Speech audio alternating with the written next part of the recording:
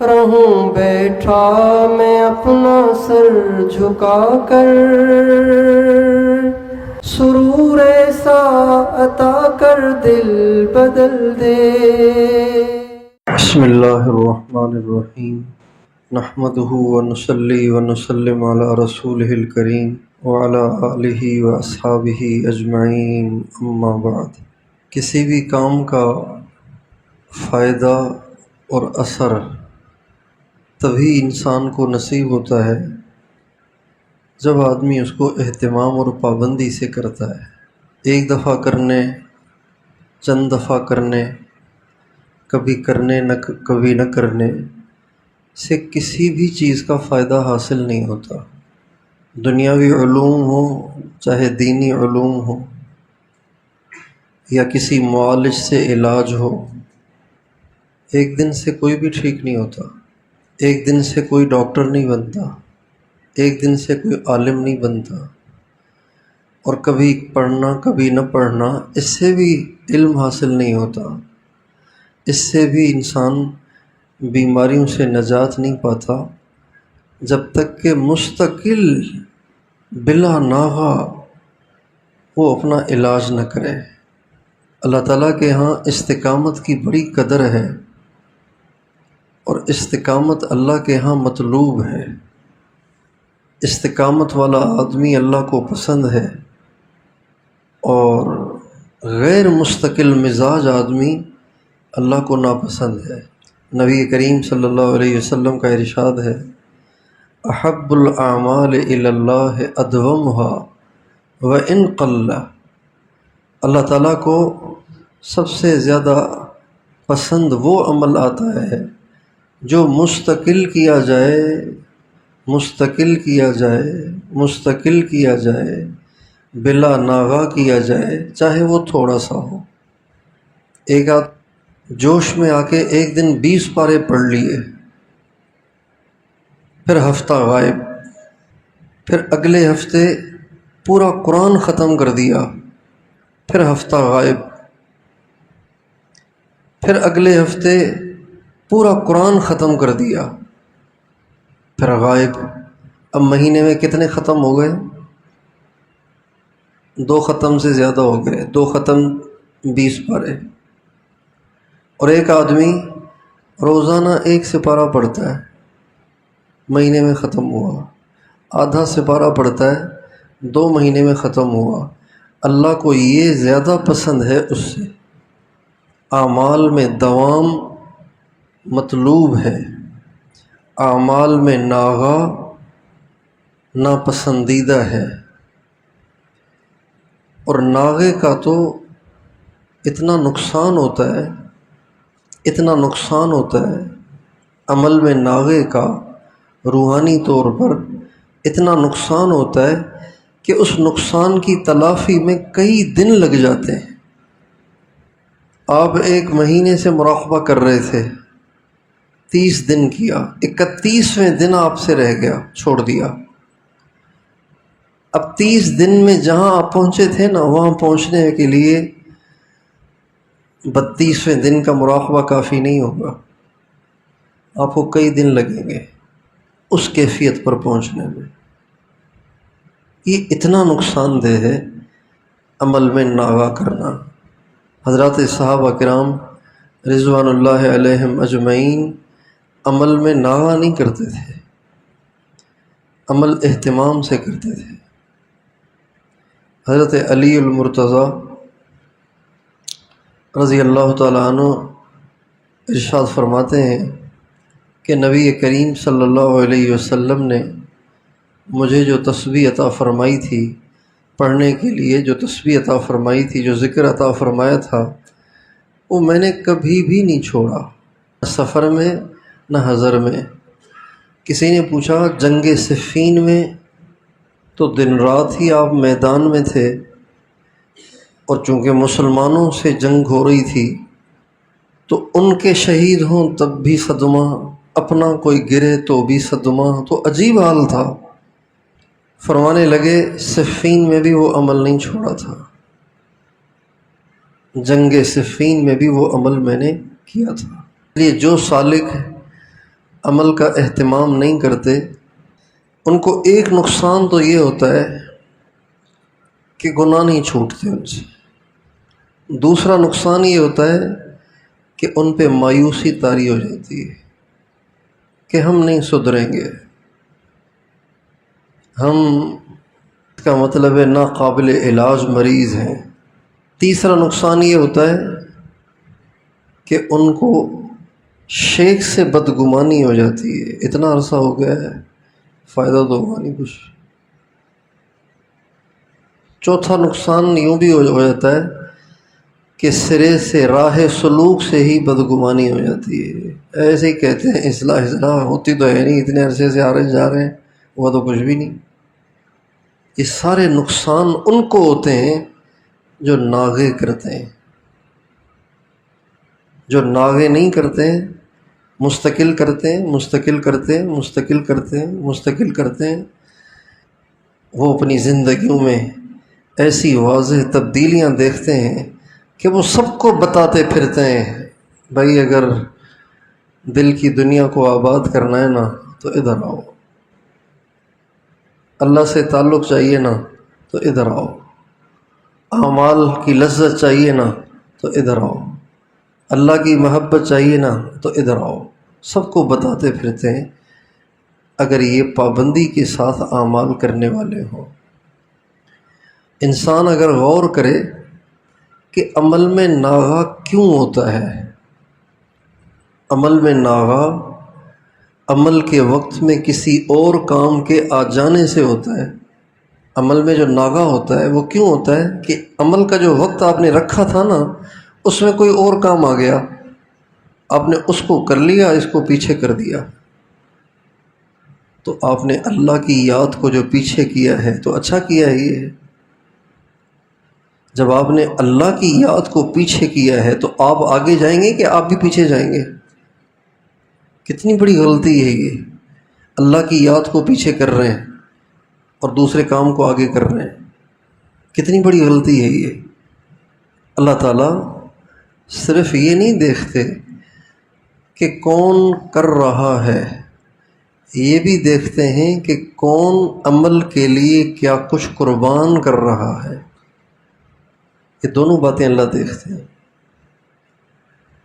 غزوہ تبوک میں جب جس کے پاس جو کچھ ہے، جو کر سکتا ہے اس کو لانے کا حکم ہوا، نبی کریم صلی اللہ علیہ وسلم نے حضرت عمر سے یہ نہیں پوچھا ہاں بھائی کتنا لائے ہو، اگر یہ پوچھتے تو حضرت عمر بڑے فخر سے کہتے 200 اوقیہ چاندی لائے ہوں، لاکھوں کروڑوں، بلکہ آپ نے فرمایا کتنا چھوڑ کے آئے ہو، پتہ تو چلے کہ اللہ اور ما سوی اللہ ان دونوں میں کیا توازن رکھا ہے۔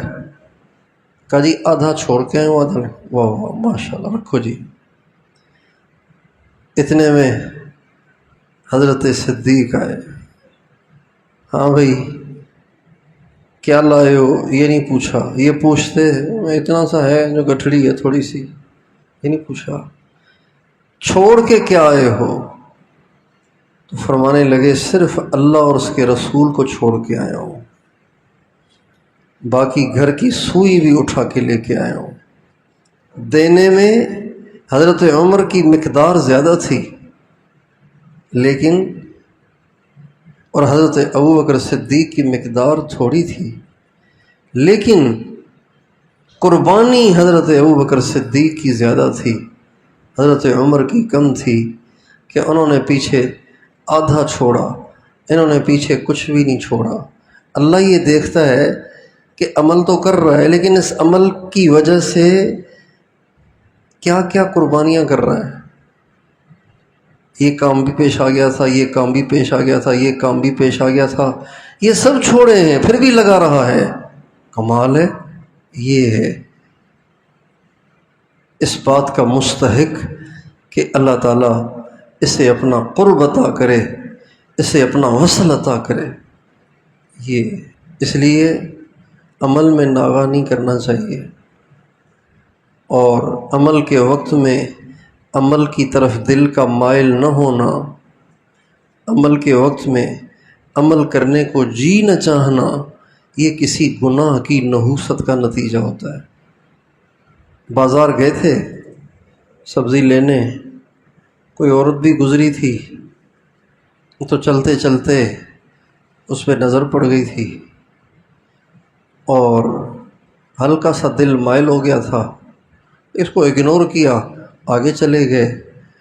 تو وہ جو دھبا آیا تھا اس کو دھویا نہیں، اس دھبے نے یہ اثر دکھایا کہ وقت پر عمل کی توفیق نہیں ہوئی۔ کہ چاہیے یہ تھا کہ جو ہی یہ حرکت ہوئی تھی تو فوراً توبہ کرتا، فوراً معافی مانگتا، فوراً استغفار کرتا، یا اللہ یہ آنکھیں آپ کی ہیں، مجھ سے غلطی ہو گئی، میں نے غلط کر لیا، آپ مجھے معاف کر دیں۔ اگر استغفار کرتا اور سب سے بہتر 2 رکعت پڑھتا، 2 رکعت نہ پڑھتا، صرف بیٹھ کے کہیں ایک سوئی سے چند دفعہ استغفار کر کے معافی مانگ لیتا تو یہ نوبت نہ آتی۔ اب دل ہی نہیں کر رہا۔ اب بھی اس کا حل یہ ہے کہ اپنے آپ پر جبر کر کے وضو کرے، 2 رکعت نفل پڑھے، اللہ سے اپنے گناہ کی معافی مانگے۔ یاد نہیں بھی آ رہا کہ کہاں گناہ ہوا ہے، کیا گناہ ہوا ہے، یاد ہی نہیں آ رہا، تب بھی 2 رکعت پڑھ کے اللہ سے کہے، اللہ آپ کو پتہ ہے کہ میں نے کہاں خیانت کی ہے، مجھے تو یاد نہیں آ رہا، بس جہاں کی ہے اپنی رحمت سے معاف کر کے میرے دل کو عمل کی طرف مائل کر دے، مجھے عمل کی توفیق دے دے۔ یہ 2 رکعت 2-3 منٹ میں پڑھ کے، یہ تھوڑی سی دعا مانگ کے، جو ہی آپ فارغ ہوں گے نا، اب آپ کا دل کرے گا یا تھوڑا سا مراقبہ بھی کر لوں۔ اس سے پہلے آپ کے پاس ٹائم بھی تھا، بیٹھا ہی نہیں جا رہا تھا۔ عمل چھوٹتا نہیں ہے، عمل چھڑایا جاتا ہے۔ عمل چھوٹتا نہیں بلکہ ہوتا نہیں ہے، کرنے نہیں دیا جاتا۔ جو کہتے ہیں نا ہوتا نہیں ہے، یہ ان کو غلط فہمی ہے کہ ہوتا نہیں ہے، نہیں، کرنے نہیں دیا جا رہا۔ خود ہی انہوں نے دیواریں کھڑی کی ہوئی ہیں گناہوں کی، جس کی وجہ سے کرنے نہیں دیا جا رہا۔ ایک آدمی ماشاءاللہ سفید کپڑے پگڑی پہن کے تیار ہو کے خوب خوشبو لگا کے آتا ہے بیان میں، اور آ کے سامنے بیٹھ جاتا ہے، ماشاءاللہ دیکھ کے دل خوش ہو جاتا ہے، کتنا نورانی چہرہ اور کتنے اچھے کپڑے پہن کے آتا ہے، اور کتنے مصنون کپڑوں میں کتنا نور ہے۔ ایک دفعہ تھوڑی سی آنے میں دیر ہو گئی تو چند آدمی اور آگے آ گئے، ابھی یہ پریشان بیٹھا ہے، تو دل کرے گا کہ بھئی یہ بیچارہ مستقل بیٹھتا ہے، آج ذرا تھوڑی سی دیر ہو گئی، ذرا جگہ دے دو ان کو یہاں۔ کرے گا کہ نہیں کرے گا؟ ایک دن آیا، اس نے پینٹ شرٹ پہنی ہوئی ہے، یہی ایک دن آیا اس نے پینٹ شرٹ پہنی ہوئی ہے، تھوڑی سی دیر ہو گئی، 3-4 آدمی کے پیچھے بیٹھ گیا ہے، دل کرے گا اس کو؟ آپ سے پوچھتا ہوں، دل کرے گا بھائی ذرا یہ مستقل یہاں بیٹھ رہے ہیں، تھوڑی سی جگہ دے دو بھائی بیچارے کو؟ دل کرے گا؟ نہیں، وہیں بیٹھا رہے۔ گناہوں کی نحوستیں، نجاستیں جب لگی ہوئی ہیں تو اللہ کیسے کہے گا کہ میرے پاس بیٹھو؟ انا جلیس من ذکرنی، حدیث قدسی میں آتا ہے، انا جلیس من ذکرنی، جو مجھے یاد کرتا ہے میں اس کے ساتھ بیٹھا ہوتا ہوں، جو مجھے یاد کر رہا ہوتا ہے میں اس کے، کون کہہ رہے ہیں؟ اللہ کہہ رہے ہیں، انا جلیس من ذکرنی، جو مجھے یاد کرتا ہے نا، جو مجھے یاد کر رہا ہوتا ہے میں اس کے ساتھ بیٹھا ہوتا ہوں۔ تو اللہ کیوں بیٹھنے دے گا ساتھ؟ بدبو اٹھ رہی ہے اس سے، تو بدبو اٹھتی ہے، بد نگاہی کی بدبو ہے، غیبت کی بدبو ہے۔ ایک دفعہ مدینے میں اتنی گندی بدبو پھیلی کہ لوگ پریشان ہو گئے۔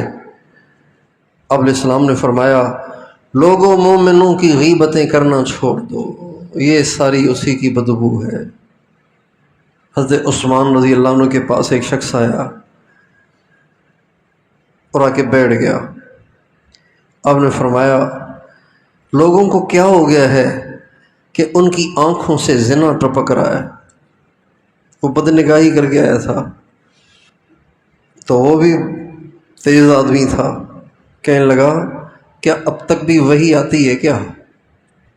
حضور چلے گئے، وحی بند ہو گئی، اور یہاں کہا جا رہا ہے کہ لوگوں کو کیا ہو گیا ہے کہ زنا ٹپک رہا ہے ان کی آنکھوں سے۔ کہنے لگا کہ جی کیا وحی ابھی بھی آ رہی ہے کیا؟ تو فرمانے لگے وحی تو بند ہو گئی لیکن فراست ابھی باقی ہے، فراست ابھی باقی ہے۔ تو اس لیے ناغہ نہیں کرنا، کچھ بھی ہو جائے ناغہ نہیں کرنا۔ عمل کا جو وقت مقرر کیا ہے وہ ٹائم ہو جائے بیٹھ جائیں، گاڑی میں ہیں بیٹھ جائیں۔ آپ نے فجر کے بعد کا ٹائم مقرر کیا ہے، آپ گاڑی میں سفر کر رہے ہیں، فجر کی نماز کے لیے اترے ہیں، فجر کی نماز پڑھ کے فوراً گاڑی میں بیٹھ جائیں۔ اب بجائے اس کے کہ ادھر دیکھیں ادھر دیکھیں، کہاں پہنچے ہیں، کتنی دیر لگے گی، ہاں جی کہاں پہنچے ہیں، کون سا شہر ہے، بجائے ان چکروں میں پڑنے کے بیٹھ جائیں، اپنا عمل پورا کریں، پھر جو چاہیں دیکھیں پوچھیں۔ وقت مقرر کرنے سے، ہمارے حضرت مولانا محمد احمد صاحب فرمایا کرتے تھے جب آدمی اللہ کی یاد کے لیے وقت مقرر کرتا ہے تو وقت مقرر پر اللہ کے ہاں اس کا انتظار ہوتا ہے۔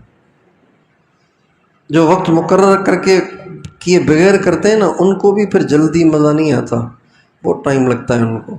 وقت مقرر پہ بیٹھنے سے اللہ اکبر۔ اب ہم وقت مقرر پہ نہیں کرتے نا تو کیا ہوتا ہے، مراقبے کے لیے 20 منٹ مقرر کیے ہیں، آدھا گھنٹہ مقرر کیا ہے، 25 منٹ تو صرف خیالات سے پریشانی میں گزر جاتے ہیں، ہوتے ہوتے ہوتے 2-3 منٹ کوئی دھیان جمتا ہے تو ٹائم ختم ہو جاتا ہے۔